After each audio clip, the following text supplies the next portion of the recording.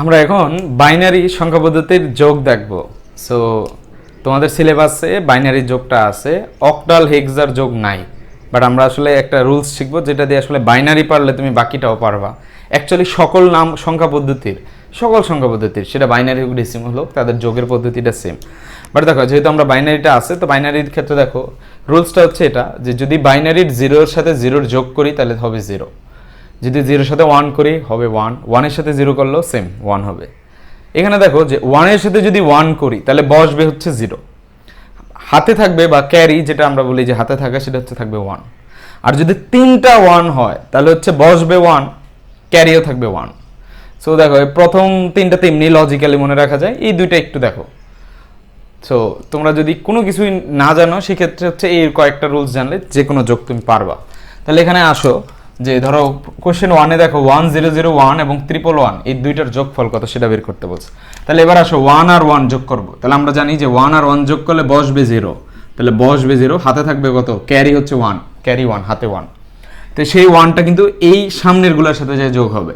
তো এইখানে যদি 1 এর সাথে যোগ করো তাহলে দেখো এই 1 এই 1 আবার এখানে আছে 0, তাহলে দুইটা 1 থাকলে কি হবে, আবার বসবে কত, বসবে হচ্ছে 0, ক্যারি থাকবে কত 1। আবার এই 1 যাবে, সেই 1 এর সাথে 1 বসলে আবার বসবে 0, ক্যারি থাকবে কত 1, সেই 1 1, তাহলে বসবে 0, আবার ক্যারি থাকবে কত 1। এখন সামনে কেউই নেই, তাহলে আমরা ক্যারি 1টা কি করব, বসাই দেব। সো তোমরা যদি দেখো যে এইটা কিন্তু আসলে ডেসিমাল 9 এর বাইনারি রূপ, আর এটা হচ্ছে ডেসিমাল 7 এর বাইনারি রূপ, দুটো যোগ করলে 16 হওয়ার কথা। খেয়াল করে দেখো এটা কিন্তু 16 বাইনারি, তাহলে আমাদের যোগটা কিন্তু ঠিক আছে। তাহলে বেশি কিছু না জানলেও জাস্ট কি হলো, এই কয়েকটা রুলস জানলে তুমি যে কোনো যোগ কিন্তু কি করতে পারতেছো। এবার আসো দ্বিতীয় কোশ্চেনটা যদি তাকাও, এখানে হচ্ছে তিনটা সংখ্যা আছে। সো একটু খেয়াল করো, 0 তার সাথে 1, 0 সাথে 1 যোগ করলে 1, 1 আর 1 এ যোগ করলে কত, আমরা কিন্তু শিখছিলাম যে 1 আর 1 এ যোগ করলে হচ্ছে বসবে 0, ক্যারি থাকবে, অর্থাৎ হাতে থাকবে 1। আচ্ছা, আমার হাতে 1 আছে।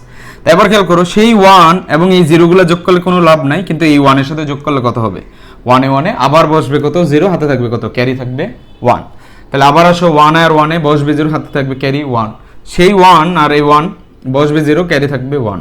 এবং ওই 1 এবং হচ্ছে এখানে দেখো দুইটা 1, তো তিনটা 1 যোগ করলে কি হবে, বসবে 1, ক্যারিও থাকবে 1, আবার হাতে আছে কত 1, সেই 1 সামনের 1 এর সাথে যোগ করলে বসবে 0, ক্যারি থাকবে 1।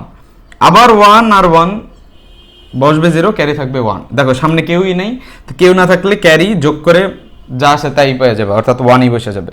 তাহলে এই তিনটার যোগফল হবে এটা। সো এইটা তো ভাই একটু শর্টে দেখলাম, বাট অ্যাকচুয়ালি নাম্বার সিস্টেমের যোগটা কিভাবে হয়, তো আমি শুধু এখানে বাইনারির ক্ষেত্রে যে দেখো এই যেখানে 0 বসলো, ক্যারি 1, এটা কোত্থেকে আসে সেটা একটু দেখাই দিই। আসলে দেখো যেটা হয় যে 1 এ আর 1 এ নর্মালি যোগ করলে কত হয়ে যায়, তো দেখো এক্সপ্লেনেশনটা কি, 1 এ আর 1 এ যোগ করলে কিন্তু হয়ে যায় 2।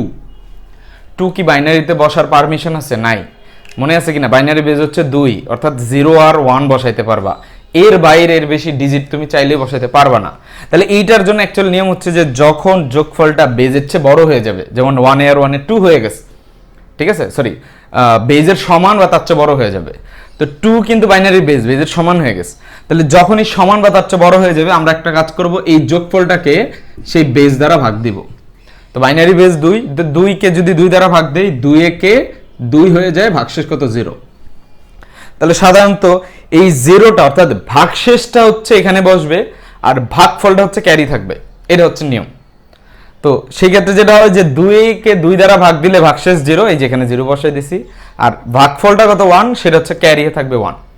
এটা হচ্ছে অ্যাকচুয়াল নিয়ম। তার মানে যে কোনো সংখ্যা পদ্ধতিতে যদি যোগ করার পর সংখ্যাটা তার বেজের চেয়ে সমান বা তার চেয়ে বড় হয়ে যায়, আমরা বেজ দ্বারা ভাগ করতে থাকবো।